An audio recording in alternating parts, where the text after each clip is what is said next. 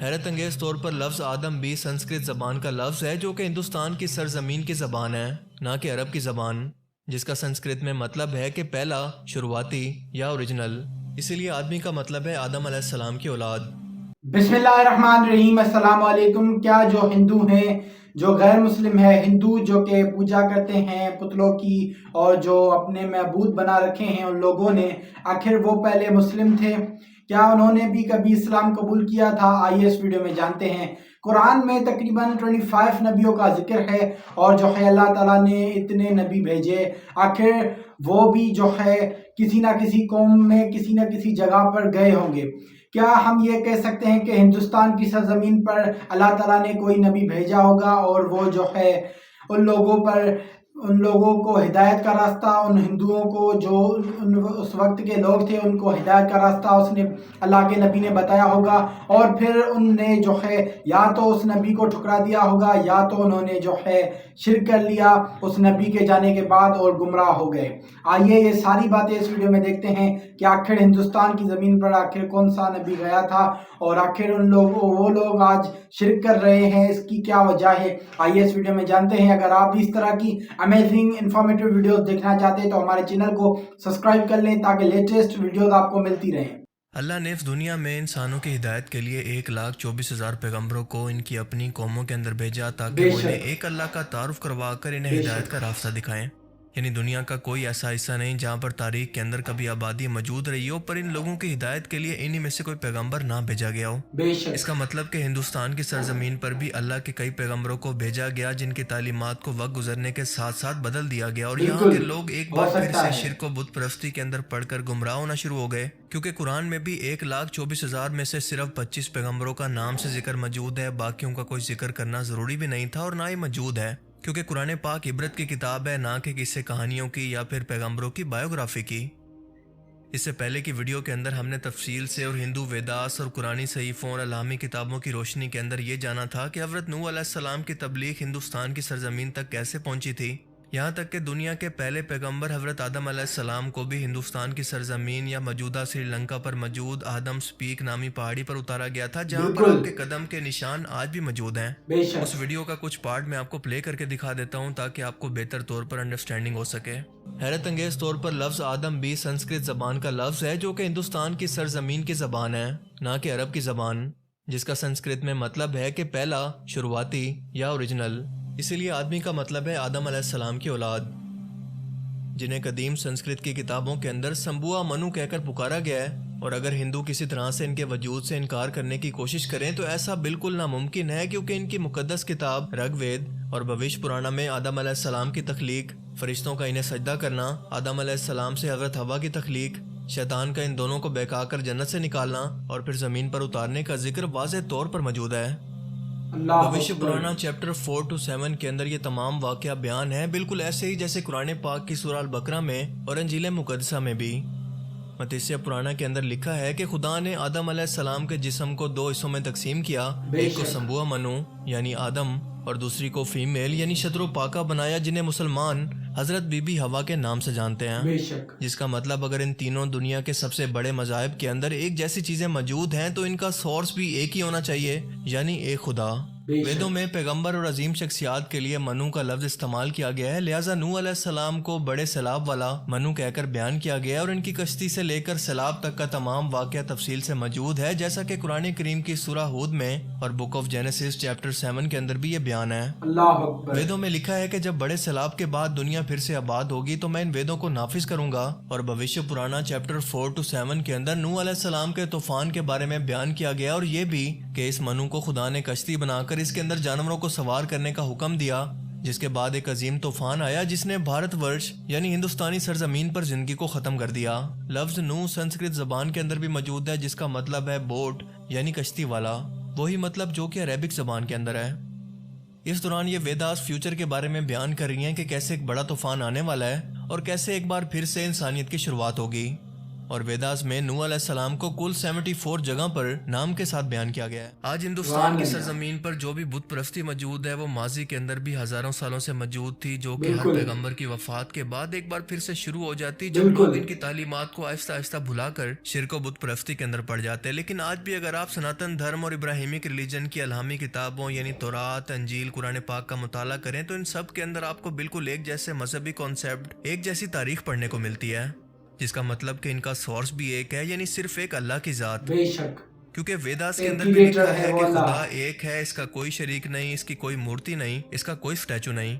इन्हीं वेदास के अंदर दुनिया के पहले पैगंबर और पहले इंसान यानी हजरत आदम अलैहिस्सलाम और अम्मा हवा की पैदाइश का जिक्र भी मौजूद है। इसके साथ साथ शैतान का इन्हें बहका कर जन्नत से निकलवाना और इनके जमीन पर उतरने का जिक्र भी मौजूद है, और इसके साथ साथ तूफान नूह का भी।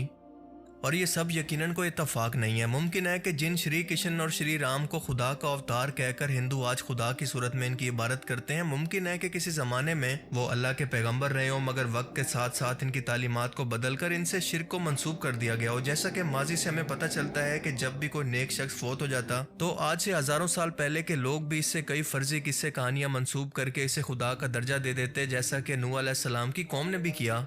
ये कौम इसी तरह से बुत परस्ती के अंदर पड़ गई। मुशरिकीन अरब ने भी बिल्कुल ऐसा ही किया, और हिंदुस्तान की सरजमीन पर तो ये आज भी हो रहा है। बिल्कुल, यानी ये मुमकिन है कि आज के मौजूदा हिंदू दरअसल हमारे बिछड़े हुए मुसलमान भाई ही हों।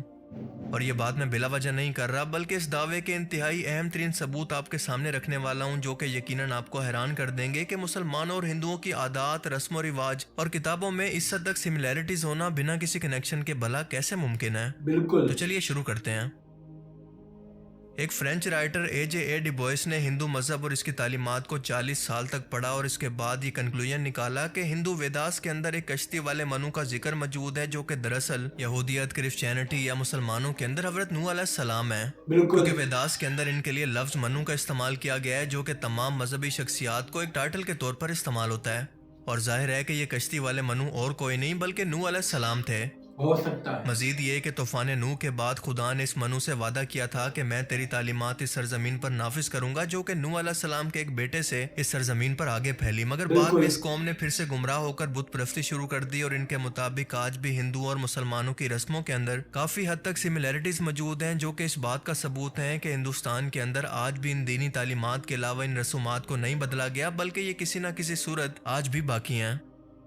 मिसाल के तौर पर डिबॉयस लिखते हैं कि हजारों साल पहले मौजूद मंदिर हों या फिर आज के मौजूदा हिंदुओं के मंदिर, यहाँ पर आप देखेंगे कि इन मंदिरों की डायरेक्शन या पगुडाफ, जिन्हें हम टावर जैसा स्ट्रक्चर कहते हैं, या इन मंदिर के अंदर मौजूद मूर्तियां हों, सबकी सब डायरेक्शन हमेशा ईस्ट यानी मशरिक को हमेशा फेस करती है।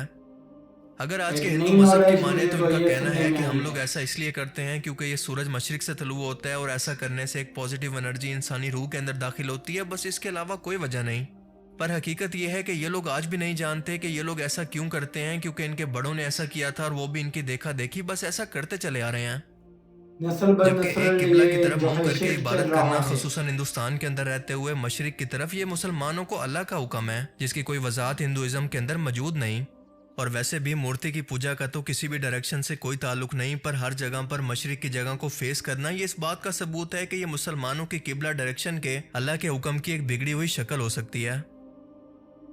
वो मजीद कहते हैं कि हिंदुइज्म के अंदर अपने मुर्दों को जलाने की रस्म से पहले मैयत की डायरेक्शन को नॉर्थ से साउथ की तरफ रखा जाता है, जैसे मुसलमानों की मैयत को जनाजे के वक्त किबला की तरफ मुंह करके नॉर्थ टू साउथ की तरफ लिटाया जाता है, और बिल्कुल इसी तरह से इनकी कब्रें भी बनाई जाती हैं। अब इस डायरेक्शन की हिंदुओं के अंदर ये रस्म कहाँ से आई, ये लोग इसके बारे में कुछ भी नहीं जानते।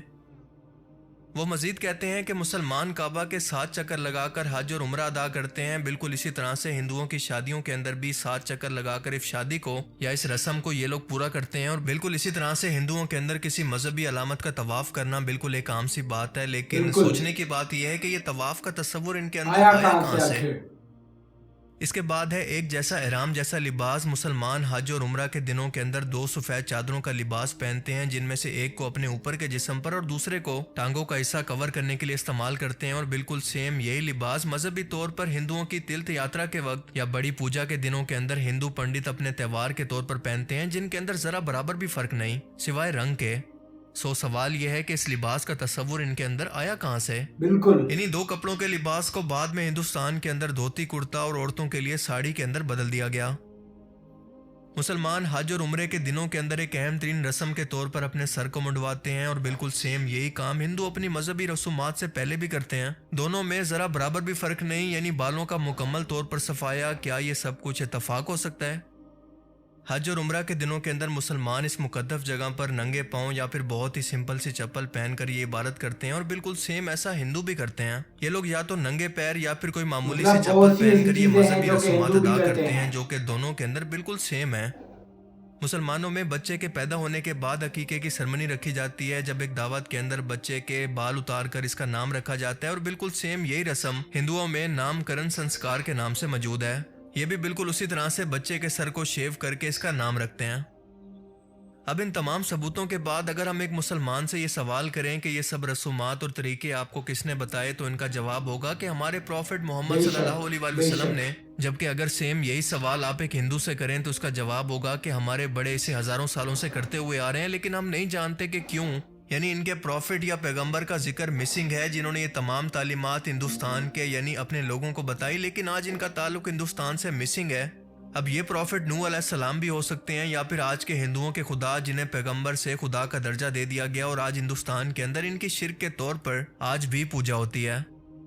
ڈی بوائس کی یہ تحقیقات واقعی حیران کر دینے والی ہیں، اور یہ بتاتی ہیں کہ آج کے ہندو اور کوئی نہیں بلکہ ہمارے بچھڑے ہوئے مسلمان بھائی ہیں، جس کے واضح ثبوت آج بھی ان کی کتابوں کے اندر موجود ہیں۔ بالکل۔ لیکن آپ اس بارے میں کیا سوچتے ہیں؟ اپنی قیمتی رائے کا اظہار کمنٹ سیکشن میں ضرور کریں۔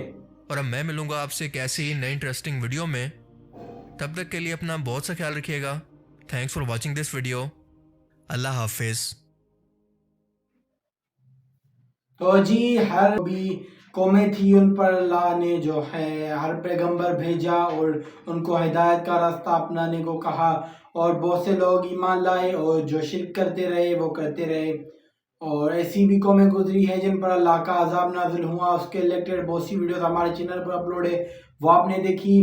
تو یہ بہت ہی شاکنگ مجھے ویڈیو لگی ہے کہ بہت ہی انفارمیٹیو ویڈیو تھی۔ اس میں جو ہے کمپیئر کیا گیا اسلامک رسومات اور ہندوازم کی رسومات کو، کہ بہت سی ایسی رسومات ہیں جو کہ سیم ہیں۔ آخر ہو سکتا ہے کہ یہ ہمارے جو ہے بھائی ہوں۔ ہمارا مقصد صرف آپ کو ریئیکشن ویڈیو پرووائڈ کرنا ہے، باقی آپ اس بارے میں اپنی قیمتی رائے کا اظہار، آپ اس بارے میں کیا سوچتے ہیں، کیا آپ اس کے بارے میں گمان کرتے ہیں، اپنی قیمتی رائے کا اظہار کمنٹ سیکشن میں ضرور کریں، تاکہ ہمیں اپنی آڈینس کا پتہ چلے کہ وہ کیا سوچتی ہے۔ تو اس طرح کی اور آپ کہیں گے تو انفارمیٹیو ویڈیوز ہم آپ کے لیے لے کے آتے رہیں گے۔ تو اس طرح کی انفارمیٹیو ویڈیوز دیکھنے کے لیے ہمارے چینل کو سبسکرائب کر لیں، تاکہ آپ کو لیٹسٹ ویڈیوز ملتی رہیں۔ میں ملوں گا آپ کو ایسی نئی ریئیکشن ویڈیو کے ساتھ، تب تک کے لیے مجھے دے اجازت۔